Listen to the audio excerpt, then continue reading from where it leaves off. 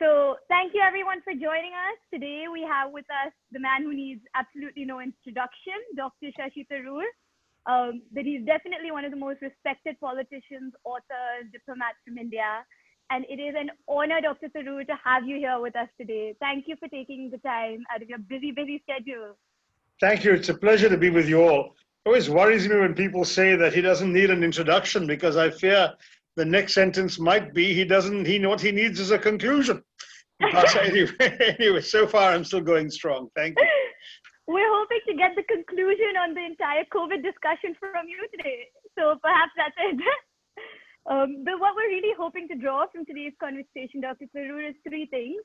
So number one, how the government has dealt with the COVID crisis and your take on that. What's good, what's bad, what's been terrible, perhaps. What this means for the future of India, and perhaps how you would have done things differently if you were the one in charge. Does that sound all right to you? Yeah, sure. I'm happy to address that, and indeed to take other questions you may all have. But I'm afraid whatever I say, immediately the supporters of the government will say, well, he's in the opposition. He'd say that, wouldn't he? I think the government's record has been decidedly mixed and on the whole rather poor. The one thing it did right, I believe, was to declare a lockdown relatively early. I could have actually done it 10 days earlier, but that's about the only positive. Everything else about the lockdown has been grossly mishandled. Number one, not enough notice was given.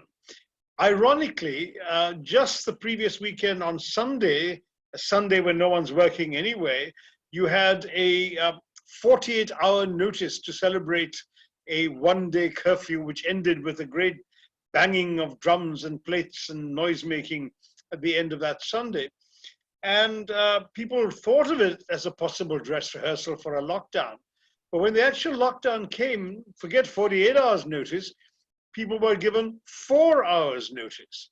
And that reflected, I think, the government's fondness, and I would argue Prime Minister Modi's personal fondness for shock and awe, the headline-grabbing, dramatic, attention-producing actions, as he showed with demonetization, with another midnight decision, the GST thing, as with the Kashmir abrogation of 370. He likes these dramatic last-minute actions without no warning, no preparation, no planning that anyone is able to do. And one of the immediate consequences of that, which the nation is still living with 2.5 months later, is the absolute horror that we've seen of the migrant workers. You see, had he announced, let's say, even 3 days' notice, it would have given employers time to make arrangements for those of their employees they want to hold on to. It would have allowed those who knew they would no longer be earning a wage or have a job to get on a train and whatever they could afford, a third-class compartment, a bus, whatever it may be, and go home. Instead, at 4 hours' notice, they found themselves without a job, without a roof, without an income, without a guaranteed 3 meals a day, and with no means of transport to get home. And the result was this enormous human tragedy of literally hundreds of thousands of people walking on the roads, on the abandoned, unoccupied highways, heading sometimes on 800-kilometer, 1,200-kilometer treks to get back to their home villages. It was inhuman. We know now that between those who fell dead on the way, those who died of either dehydration or starvation, and those who collapsed and rested on what they thought were abandoned rail lines and were run over by goods trains, that 62 people have lost their lives in this great mass return migration. And there is no one to blame but the central government for the manner in which this lockdown was announced with no notice, and the complete failure thereby to plan for its implementation. Had they been given 3 days' notice, all government officials up and down the country too would have had time to prepare. The police would have been properly briefed. Instead, we saw, especially in the first week of the lockdown, some horrendous incidents of human rights violations, with people going out in the streets for legitimate purposes,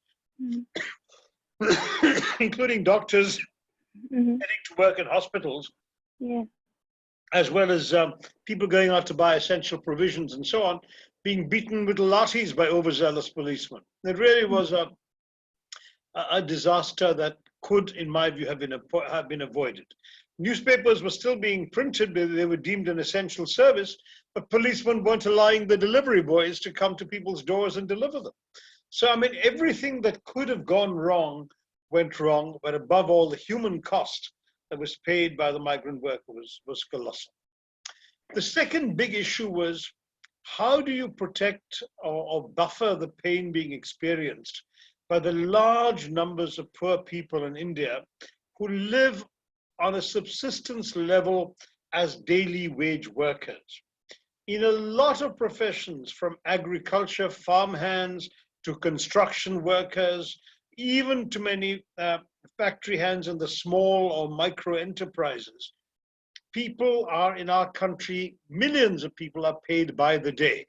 You come in the morning, the employer gives you a job of work to do, and when that work is done, you're paid in the evening, and that's how your family eats.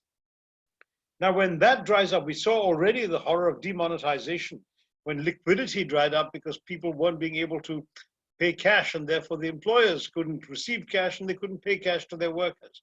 Here, the entire enterprise is shut down. And an employer who depends on each day's income to pay that day's salaries stops paying.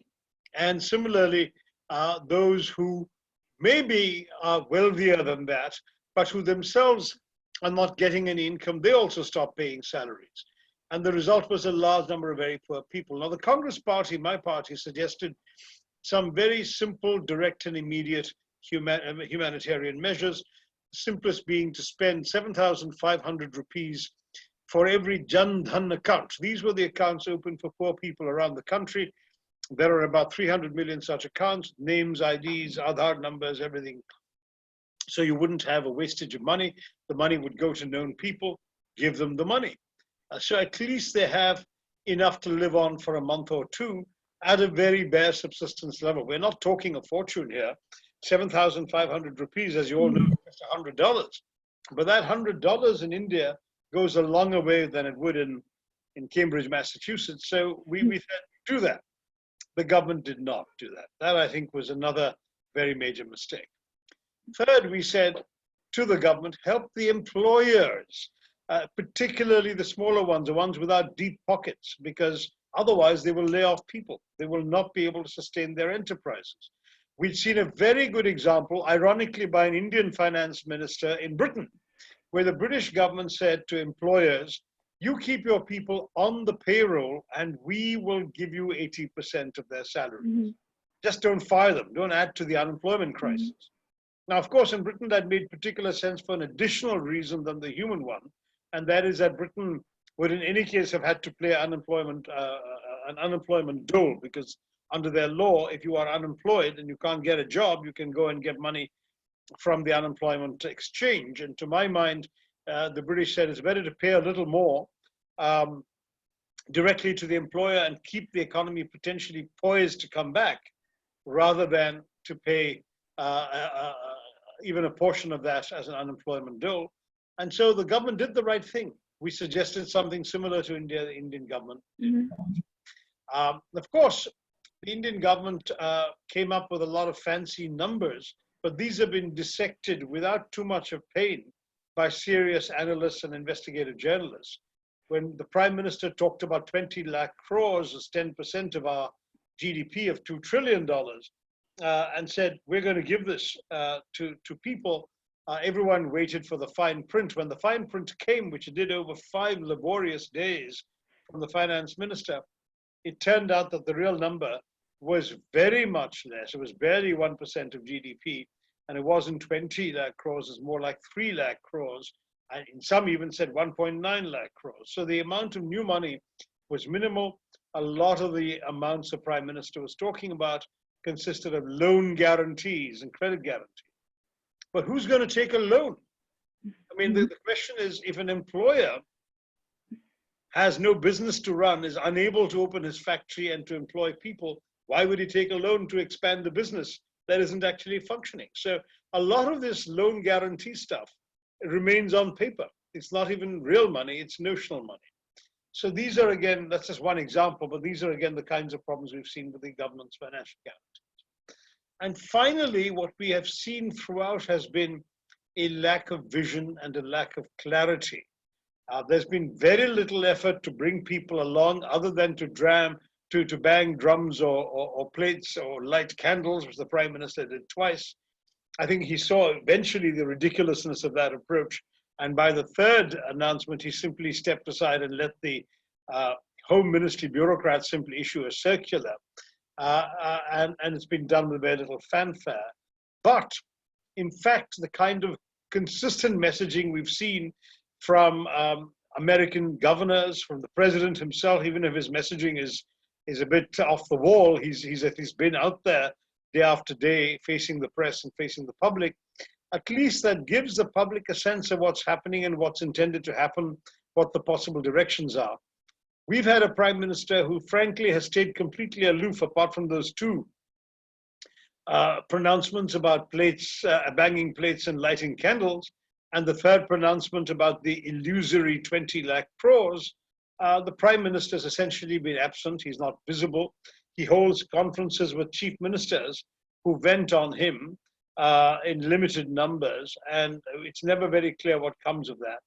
And we don't have, in fact, even the health minister has not been allowed to speak to the media daily.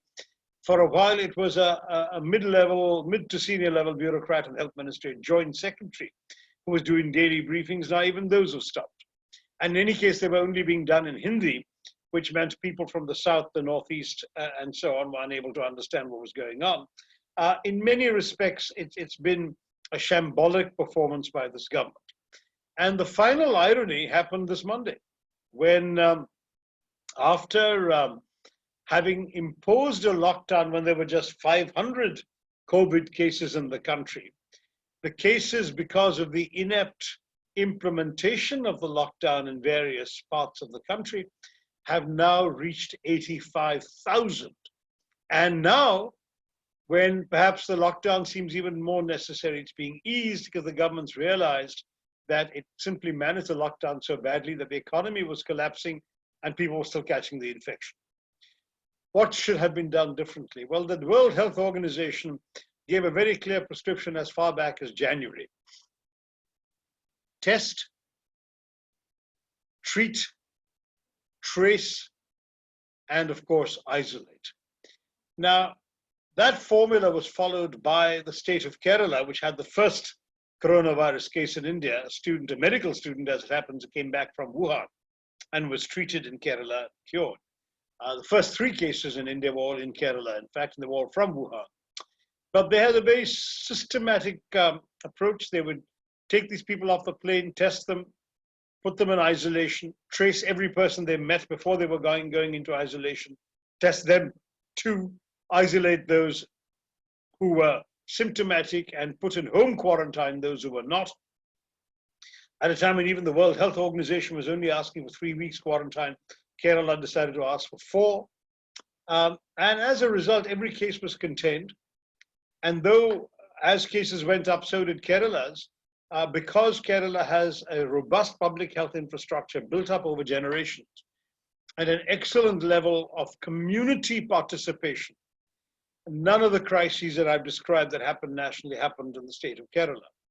Migrant workers didn't flee because they were given assurances they'd be accommodated and fed 3 times a day and given facilities, as well as even a little bit of money to pay for their mobile phones so they could be in touch with home. Nobody was anxious, hardly anyone was anxious to rush off back to states which were less well equipped and less safe. Similarly, when it came to already Kerala was a state where people don't beg or starve because of the very deeply entrenched social welfare practices. But when it came to ensuring that anyone who was marginalized had to be helped, everyone pulled in. So if, for example, you were isolated or told to be in home quarantine, and you weren't well off enough to have a domestic staff to go and buy your food, or you weren't well off enough to have, or you weren't, in a larger family where others could pitch in to help you, we actually had cases in Kerala of the police going out and buying food for you and delivering it to your doorstep and giving it to you at the respectable socially safe distancing. And this is very different from what we saw with the lathi charges in many of our bigger cities. So all of this, I don't want to keep sounding like a Kerala chauvinist. And indeed, politically, the party in power in Kerala is not my party. It's an opposition party. It's the party in government now, which we're going to be campaigning against in the next state elections. But I would give credit to Kerala society and Kerala's state structures because over generations, they've built up a healthy public health approach. Whereas in India as a whole, only 1.8% of our GDP is spent on public health. Kerala spends a larger proportion. If you visit Kerala, every village has a community health center or a primary health center or both. At the semi-district level, there's a taluk hospital. At the district level, there's a Zilla hospital. These are all equipped. They have medicines, they have doctors. And for really complicated, specialized illnesses, you can go to the bigger cities like Trivandrum or Kochi or Kozhikode, and you will find fancier hospitals with all the super specialties out there. So in many ways, Kerala has become the best place in the country to be sick in. But that's not a good enough advertisement. It also requires sensible political leadership, effective communication to the public so no one feels they're in the dark, a robust and free independent media so they don't just parrot the government's line but ask serious questions. And finally, as I said at the beginning, strong community involvement. We had, for example, community kitchens set up to offer free food to those who needed it. So somebody unemployed didn't have to go and beg, or worse still, didn't have to starve on the streets. They'd just quietly go to the community kitchens and they'd get 2 meals a day. And people have therefore been kept alive in Kerala in ways that I wish had been attempted in the rest of India. Sorry for such a long answer, but you asked the big $64 million question of the year, so you got the full barrel approach.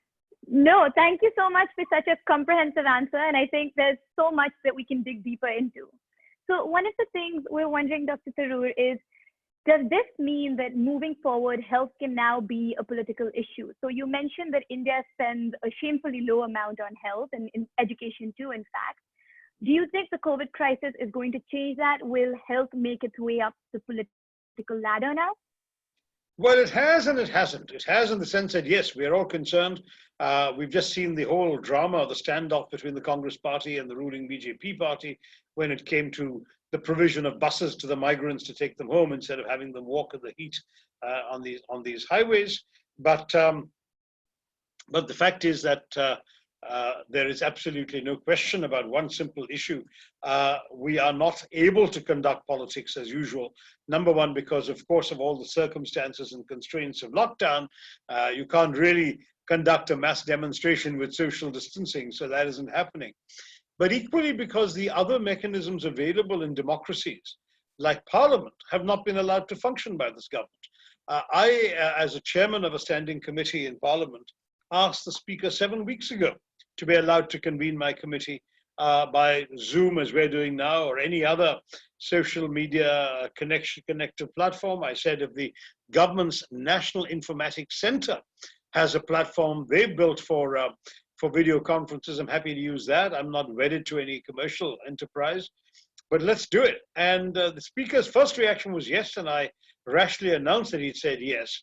And then what happened was that we ended up with the government backtracking, stalling, dragging its feet, saying we have to write rules and we can't write rules because it'll violate confidentiality, and you can't have these meetings as anybody could record the conversation and it would leak. And I said, number one, all you have to do is limit the number of logins to members. Number two, and of course, authorize note takers. And number two, swear everyone to confidentiality, as I already do as a chairman for every meeting. What's more, even the existing meetings are actually recorded for transcription purposes. The transcripts are filed away under lock and key and will only surface in the archives, but they exist. So that's all we're doing here. We just have to make sure they don't leak. And if it leaks, there'll be a finite number of people who could have leaked it. As you saw, Seher, I couldn't record this function without your consent. So if the government official controlling the recording ensures there's only one recording and it's kept by the government or the Parliament Secretariat, I don't see what the issue is. The whole thing is absolutely absurd. And so it leads me to fear that the real objection is that they really don't want accountability. they don't really want transparency. They don't want to answer uncomfortable questions from parliamentary committees. So when this confidentiality excuse kept dragging on for week after week after week, despite my repeated efforts, I then went public suggesting that why don't we, have the whole parliament meet, because parliament is not in any case confidential. It's telecast live on Lok Sabha TV and Rajya Sabha TV. So I said, let's have a parliament meeting, as Britain and Canada are doing right now, as we speak. They are actually having these meetings of their full parliament with people logging in and participating. So let's do that. Obviously, that's also been met with resounding silence. So I have to say, yes, COVID and is handling our political issues, but right now we have no avenues or channels to raise these issues. So that segues perfectly into thinking about, you had mentioned in an interview earlier that you think not just MPs, but local government should play a really important role in fighting the COVID crisis as well. So panchayats, MLAs. So how do you think the role of different sort of policymakers, MPs, MLAs, panchayats, even NGOs to some extent, should come together in fighting this battle? If you mean fighting specifically this COVID pandemic? Perhaps now, and then how that should extend into the future as well? Okay, well, on the pandemic, it's very clear that there's a limit to what anyone can do because of the need to avoid contagion. But a lot of humanitarian work has been done by people wearing masks and gloves and going off and delivering everything from food to water to assistance of various sorts. That kind of thing is going on and should be done, particularly by people who are younger and fitter, because obviously a high percentage of the fatalities relate to older people like myself who suffer from illnesses like diabetes, hypertension, and other pre-existing conditions, because it seems that COVID affects not just the lungs as was initially imagined, but other organs as well. So if you already have other conditions, you're a prime candidate for a fatal complication, whereas if you are relatively young and robust and fit, you tend to survive. There's a very, very high survival rate, a much higher survival rate for COVID than we had for SARS, for example. So that's something which is important, and that kind of work can be done and is being done. As far as the political representatives are concerned, I think the bulk of their effective work can be done on the phone, on the laptop, by email, by video conference, and I am not a big fan of traditional politics at this time. Traditional politics means somebody catches COVID, you go to the hospital and commiserate with them and meet their family and have a photo op by his bedside. My answer is that's an absolute no-no. A, because you are yourself being exposed, and B, you're exposing everybody else around. And besides, what good are you doing by going and commiserating? They should know that people feel for them. But you're going there as pure gesture politics, and this is not the time for gesture politics. Secondly, the kind of dharnas, agitations, and so on, that is a staple of Indian politics, no time for that. Where state assemblies are also suspended, as is Parliament nationally, the MLA doesn't have that avenue available, and again, state assembly committees are also not meeting, just like the national parliaments.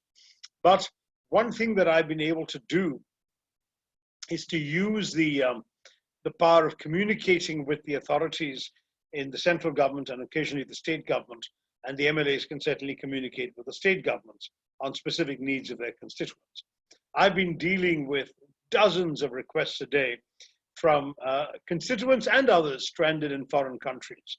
I've had students in Ukraine, I've had fishermen stuck in Iran, I've had businessmen who went off to Singapore for a trip and couldn't come back. I've had all sorts of cases.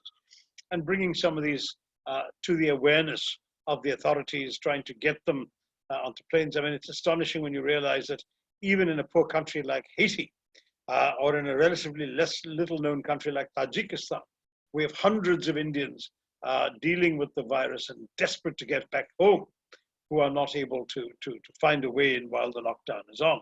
So representing their interests, lobbying the government. I'm fortunate personally that the foreign minister and the civil aviation minister are both old friends from their diplomatic days, and I've had direct access to them, and they've been models of responsiveness. One case I like talking about because it's such an amazing effort was a young mother who wrote to me saying, listen, I'm desperate. I have a daughter with a rare kind of cancer in the blood. The only treatment that could save her life is conducted in an experimental way in the Netherlands and involves a sort of a gene test. So I had been, before the lockdown happened, we were getting a blood sample from the girl, from the hospital, to send it to the Netherlands so they could test for the right genetic mutations and see if the experimental treatment will work on her. But all this has to be done before she turns 2, and she's turning 2 in June. And now with the lockdown, we're stuck. There's no planes, there's no way we can get there, we can't send the blood. Please help us. So I called both the foreign minister and the civil aviation minister, and to their credit, they really sprung into action. We had an aide of one minister coming to this lady in Kerala, picking up the blood sample, another one transporting it to the nearest airport, which is Bangalore, then a cargo plane taking it to Mumbai, and then the blood sample packed carefully in dry ice, got onto an evacuation flight for German nationals that was flying to Germany. And once it got there, it was then collected and taken by an Indian embassy official to the Netherlands and deposited safely in that genetic lab. Now, I don't know if the poor baby will survive, but to my mind, the fact that India could come together and do this for an unknown ordinary citizen, somebody I've never met, none of the ministers have ever met, merely because I asked, gives me a tremendous sense of satisfaction, but also gives me faith that in our country we will try and make a difference for our people whenever we can. And that sort of thing has happened. So there are literally dozens, if not hundreds of cases where elected representatives can use their clout, their connections, their influence to help people day in and day out. I've been doing that. I'm proud to say there have been dozens of cases that I've been able to make a difference to people's lives with. And I'm sure that's true of every other MP and MLA. That's incredible. Thank you, Dr. Tharoor. So since you're with students today, we're going to do a little special segment where we put you on the hot seat and you get a word or a sentence to reply to a list of prompts. Does that sound good to you? I missed the last sentence. Could you repeat that? Yeah, so we're going to do a little special segment. Yeah, you said that. Okay, so I read out a prompt and you'll get a sentence or a word to quickly reply. So we're not giving you time to think. To what the prompt suggests. Okay, fair enough. Yes, fair enough. A quick note before that, for everyone looking to ask questions, we'll open up questions after this. So if you could just hit the raise hand button, we'll know you're looking to ask Dr. Tharoor something. So here we go. Dr. Tharoor, the first one, Aatmanirbhar Bharat. I think putting the onus on ordinary people to do what the government really ought to have done. Okay. Aarogya Setu. A very worrying app because it is inadequate in protecting people's privacy. It's also been made mandatory, and it worries me that it'll become an instrument for future state surveillance well beyond the COVID virus. Okay. The Uttar Pradesh government's decision to nullify labor laws. I think that's also troubling because while labor reform is necessary and I'm in favor of it, you don't just abolish all the laws, the good ones and the bad, in one go.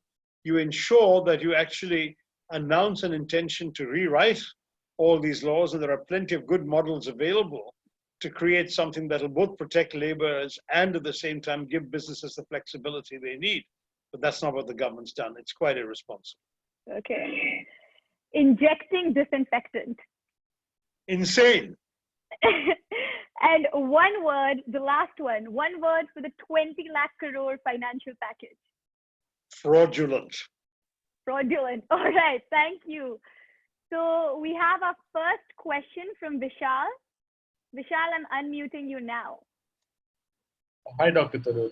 Hi, my question was around the MP lad scheme, which Yeah. I think was recently revoked. I wasn't too clear on that, so if you could shed some light on that. So the MP lad scheme is a scheme under which every MP gets 5 crores. There's an equivalent scheme for MLAs and state assemblies, which has not been revoked by any state. The MLAs in Kerala, for example, get 6 crores for just one assembly constituency. I, as an MP, have a parliamentary constituency which comprises of 7 assembly constituencies. So what I have by comparison with an MLA is chicken feed, but I get 5 crore rupees a year for small-scale development projects in my 7 assembly constituencies. And the logic behind that is that the MP, sensitive to the needs of the local area, is able to make small and useful targeted interventions which may not be happening out of state government funds or central government projects. And I've been using my money over the years, publishing accounts publicly for every penny spent, for things that the public has asked for. Everything hasn't come off the top of my head. It's always been requested by people, and it's always involved small things, a bus shelter here, a drinking water pump in a poor area or a slum colony, a high mast light in a dark area so women can walk home safely at night. That sort of thing, and there's plenty of other examples, small projects, so that if I divide my 5 crores, 25% of which have got to go to scheduled castes and scheduled tribe projects anyway, I end up with about 50 lakhs per assembly constituency. And therefore I can only do the small projects. The MLA with 6 crores to my 50 lakhs can certainly do the big projects if he wants to. And that's the way in which I've been spending the money. But the main difference is I'm closer to the ground than some bureaucrats sitting in Delhi, or even it could be in the state capital. It so happens my constituency is the state capital, so I'm not closer to the ground than a bureaucrat in the state capital. But nonetheless, the MP close to the ground knows what's needed and can respond to people's requests. That's the whole concept. Well, when COVID broke, I asked the Prime Minister and the Speaker to have the rules revised so that MP funds could be used for expenditures to combat the pandemic. And that was done within 24 hours. And I immediately spent whatever money I had left in the account, which was a couple of crores, buying the first 3,000 test kits to be made in India at my labs in Pune, and making arrangements to get it to Trivandrum, which we were able to do. Second, in getting 9,000 personal protective equipment gear for healthcare workers. Many healthcare workers were just going around in their normal gowns. Third, to get non-contact thermometers so people could take measure people's temperature to see if they had a fever without actually having to touch them or insert a normal thermometer into people's mouths or armpits or whatever.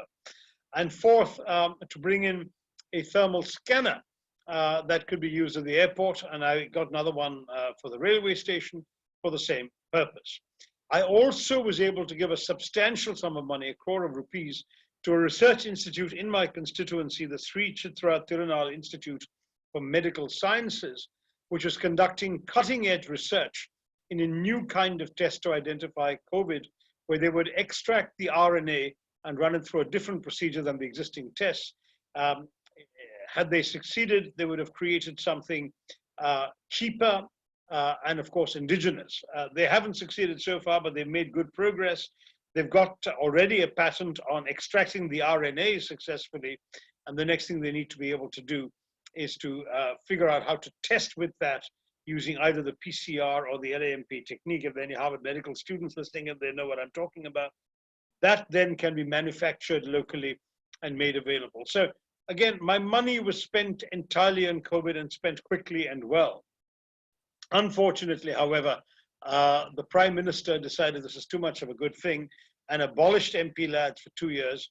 Abolished it in the sense that he sequestered the money to be spent centrally from Delhi, which I think will be a huge mistake, because obviously the bureaucrats in Delhi will not know that here's a constituency where we are a hospital with healthcare workers who don't have PPE, but there in that particular district, there are no COVID cases, so that's not a priority expenditure. Instead, the bureaucrats in Delhi will now decide how the money is going to be spent, and I do believe that's unfortunate. But that's basically what the MP LADs normally is and now won't be for the next 2 years.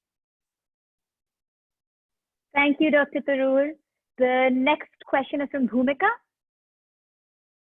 Hi. She's given up. Bhumika, yeah. Bhumika, are Can you you still hear me? here? Yes, we can.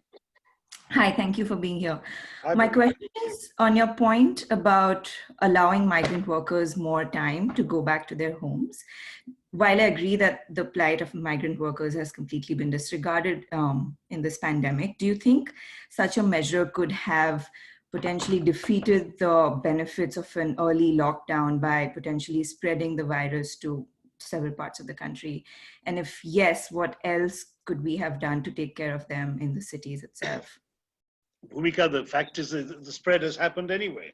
Right now, not only have people walked home, but moved by their plight. Some of them have been bussed home and sent on trains home.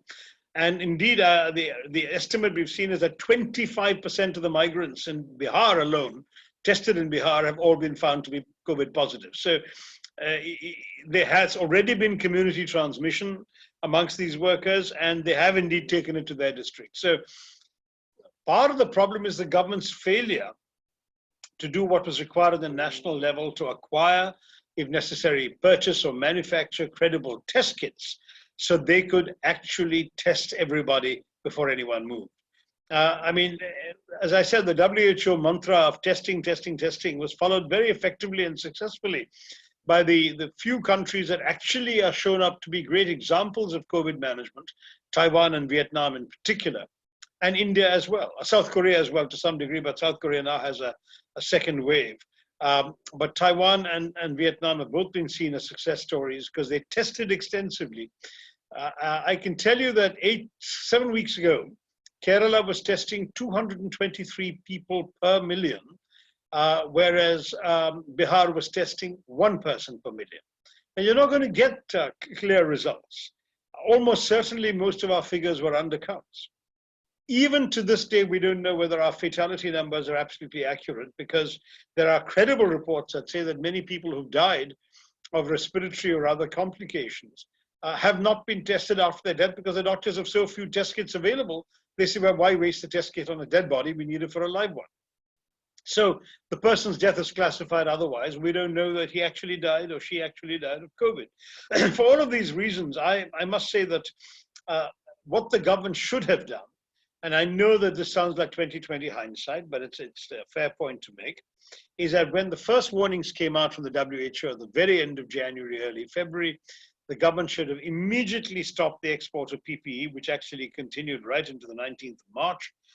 Second, we should have actually immediately laid in significant orders for test kits, which we failed to do, so that now we're competing in a crowded market because we were amongst the last to get an explosion of cases.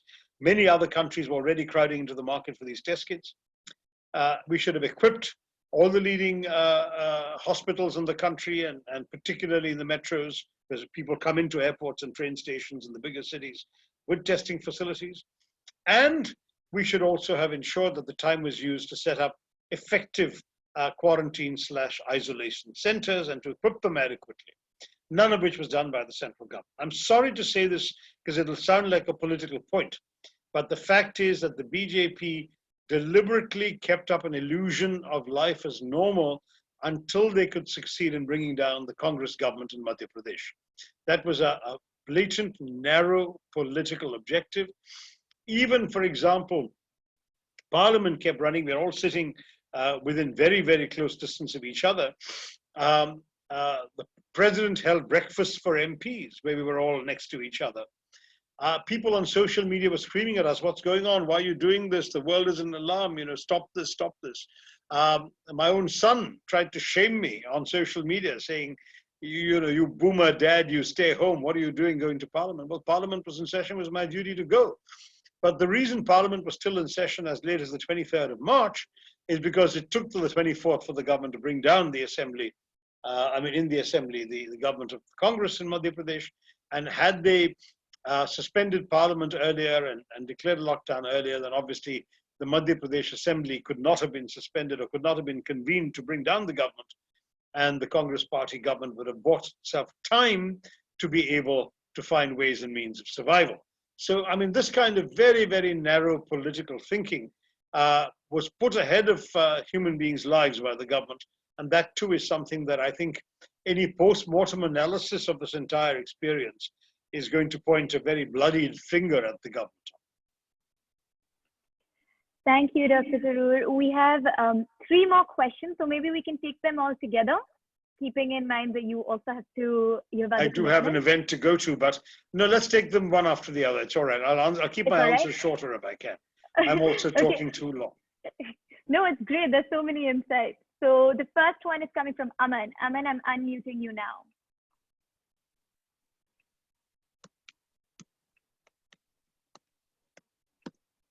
Am I audible? Yes. Yeah. Dr. Tharoor, the question is regarding what happened in Uttar Pradesh day before, where Mrs. Priyanka Gandhi, she offered about 1,000 buses. And in response, what happened that the brute force of Uttar Pradesh was unleashed. Around 20 FIRs were filed and people were arrested. So my question is that it is important that the state does not use legal process to harass. But then what happened was when Arnab Goswami did what he did, but then there were 6 states ruled by Congress who filed complaints against him, even when only Maharashtra, one case, one complaint at one police station would have done. So when it comes to non-abuse of legal process by either of the party, can Congress stand as an alternative when it goes ahead and abuses the legal process in different states? Well, I think in the case of Goswami, the issue is academic because within 24 hours, he was able to club all the cases together in one police station. So that was that.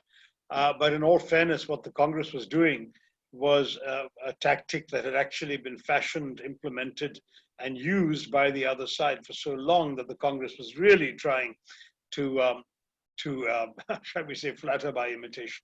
I'm not defending that. I think the man personally is an absolute blot on Indian democracy and free speech, and I believe he deserves a serious legal prosecution. But I think it should have been done, as you say, it should have been done on the basis of what he did, rather than through a method that would have been seen as harassment. But literally, the harassment couldn't even have been 24 hours because he just got them all clubbed together, and that was that, which was in any case, in the end, where justice can be pursued. The other issue is the question of the buses and the misuse of the legal process. On the buses, generally, there is a problem that there was bad faith on the part of the BJP state government in Uttar Pradesh. When the buses were brought up to the border of the state, they were told to drive empty to Lucknow for inspection, which is a ridiculous thing to say when people are losing their lives walking home, and you can just put them in those buses and take them to their homes. So that was a kind of political posturing we saw from the government. Then the Congress had said 1,000 buses. It turned out there were only 880 buses, and the remaining 120 were 3-wheelers, 2-wheelers, and other sorts of devices, auto rickshaws, and so on. But there were still means of transport for people. Instead of saying, we agree, let's just get people on these vehicles, whatever vehicles you've got, and get them moving, the government chose instead to prolong the whole drama for days, saying that the 1,000 buses includes number plates attributable to vehicles that are not buses, so there's something going on here, it's fraud, etc. And this kind of nonsense shows the bad faith of the government. And as you say, the FIRs. In fact, the chief of the Congress party in Uttar Pradesh, Mr. Lalu, has actually been put in non-judicial custody for 2 weeks. The poor man is going to be in jail during COVID for 2 weeks for the crime of having attempted to help migrant workers. So there is a real problem with the way in which our legal system is abused. I myself have been a victim of it in happier times, that is pre-COVID times, with cases being filed against me of the most outrageous nature, done by people who know that in India cases can drag on. And that process of dragging on the case becomes the punishment itself. They know their cases are completely baseless and will never succeed because there are no grounds for them. But just to get to the point will take so long and cost the victim so much time, emotional energy, bad reputation, and money in lawyers' fees that their purpose is served. Soon after I became an entrant into politics, I was sued for having put my hand on my heart when the national anthem was sung, alleging that this was a violation of the Insults to National Honor Act, which requires you to stand stiffly to attention when the national anthem is sung. Can you imagine a more absurd case? And it actually dragged on for 4 years before I found a lawyer who was simply willing to take it to the High Court and get it quashed on the grounds that even if I had violated the code by putting my hand on my heart, that it was a gesture of respect and love and not of disrespect, and therefore could not be termed a violation. Something so obvious that it should never have been admitted as a case in the first place. But I suffered 4 years lost several lakhs of rupees in legal fees, went through lots of bad headlines, bad press for having insulted the national anthem, all of that. And that's the way in which our legal system is daily abused by politicians for political purposes. And I'm afraid that's what we saw again in this case. Dr. Tharoor, Aman's a lawyer himself, so perhaps when there are more absurd cases, he can help you fight them. So we have... Except hearing, as long as he doesn't bill me. We have Brijesh now. Hi, thank you, Sheher, and good morning, everyone. And we are really privileged to have Dr. Tharoor with us. Dr. Tharoor, you already touched on the MP aspect. I hail from MP, so I just wanted to understand that the sensitivity of the government can be gauged that they toppled the government during the midst of the corona crisis. But I'm equally anxious to know that even the closest AD of the Congress government, they have also he has also sided with the the BJPs, and I have not heard something very strong from the top leadership of the Congress. So I just wanted to understand that. Can you just reflect on this? Why is it so? Well, I think some have said some bitter words, but what's the point? The man has left. It's pretty obvious to the public that he put his short-term political advantage or benefit over any of the principles and policies that he had so proudly articulated for 3 terms in Parliament. I mean, the fact is that somebody who really, with very apparent sincerity and conviction, advocates a particular line, a particular point of view, criticizes the BJP year after year, even serves as the chief whip of the Congress party in Parliament. In other words, telling us all to disrupt the BJP and ask them, shout slogans against them, all of that. Such a person then completely betrays everything that he has stood up for more than a decade. And if you count his father's service, then for decades in the plural. His father's mantle is what he had inherited along with his father's constituency. Then you say, well, very clearly, this is not about principles. This is about personal ambition. And since most people in the country understood that, and since most people in the country, therefore, either judged him accordingly or chose not to judge him accordingly, saying, fine, political ambition is normal in a politician, let him do what he wants, there wasn't much to be gained by saying a lot of bitter words. Yes, a few didn't. In MP, as you know, Digvijay Singh and Jayavardhan Singh spoke out in very harsh terms about his action. Some people, like around Kamal Nath, did not, perhaps still hoping to win back in the initial days, some of those people who defected with him. But they could not be won back, and as a moment, that's not going anywhere. And at the national level, Rahul Gandhi was a close personal friend of Scindia's. They sat next to each other in Parliament for 2 terms. He reacted with hurt, saying that this was one man who had access, who could walk into my kitchen or my bedroom if he wanted to. How could he claim not to have had, every benefit the Congress party could have given him? And that's absolutely true. He really couldn't claim that. Therefore, I would rather leave it that way. I think the individual who has left should be prepared to explain and defend his own actions. And I think that I'll just stop there, British. All right, last one from Rohan. Yeah, thank you, Dr. Tharoor, for being with us. Pleasure, Rohan. Economy is facing a supply side and a demand side crisis, and you touched upon how the government is trying to increase liquidity through through supporting loans and also through suspension of labor laws, basically industrialist reform. What do you think we could do to stimulate demand? Even you mentioned direct deposits into bank accounts, but how do you actually encourage people to start spending to stimulate demand? If the US Fed has recommended government spending, which in the case of India could result in a large fiscal deficit, do you think international diplomacy could also help in suspension of exchange rates for the time being to help tide over exchange rate fluctuation and economic? Exchange rate fluctuation is not a major issue in India because we're not a heavily export-dependent economy. I wish we were exporting more than we are. We're not. In fact, that's not a serious issue right now. And in fact, our float is a very managed float because it floats against a basket of currencies. And so the rupee hasn't actually collapsed as much as it should have in terms of economic performance. It's hovered around 74, 75 rupees throughout the last 2 months of the lockdown. So I wouldn't say that that's the big concern. The big concern you rightly put your finger on is the demand side. How do people have money to spend? Now, the 7,500 rupees we were talking about to the poor will not go into savings accounts. It will be spent because people need it just to survive.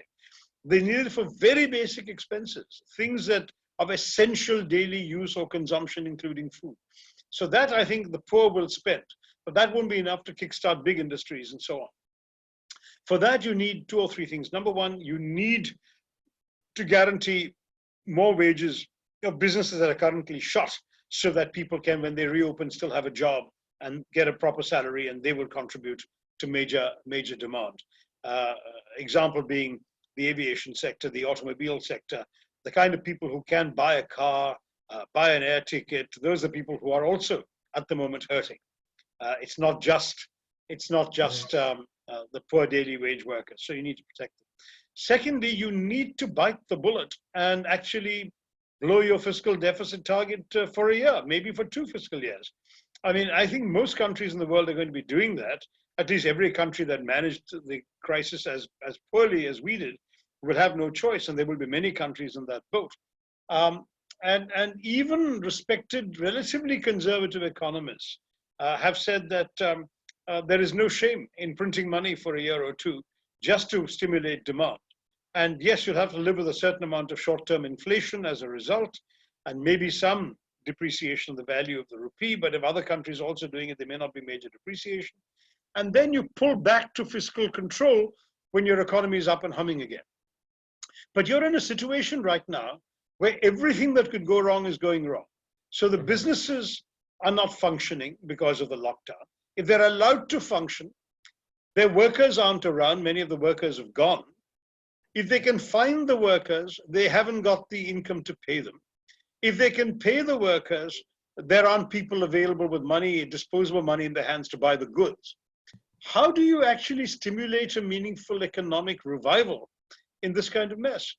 I think you really have to start off at the demand side. And so far, most of the government's incentives are actually on the supply side. They're focused on those who will produce. And that is important, but it's not as important as giving the producers some people to produce for, which are the consumers. Yeah. Well, it's been great talking to you all. I'm sorry, I'm sure there are many others who didn't raise their hands. I must say, Seher, I'm a bit surprised by your gender balance. There are a lot of very good questions, but only one from a woman. There's something not right with this picture. But next time around, if we don't beat this, I will have another opportunity to do that. Let me wish you all stay safe. Good luck in your studies. I know that many of you are in residential accommodation. Harvard have been asked to move out and so on, and that must be tough. Those of you who are stay there, I think the last question, it seems to have a nice leafy tree in the window behind him. So is that a Harvard dorm, young man, or is that, no? The leafy tree? Yeah, that is. I'm in the dorms, yeah. Go to the dorm, so you're okay. Yeah. But some others, especially in graduate schools, I think have been asked to go, and that's tough on them. But anyway, all of you, whatever your circumstances are, I wish you luck. Stay strong, stay safe, stay connected, but stay apart until we've got this virus licked. All the best. Thank you very much. Thank you so much for joining us, Dr. Tharoor. It's been an honor to have you. My pleasure, sir. Thank you. Bye-bye. Thank you.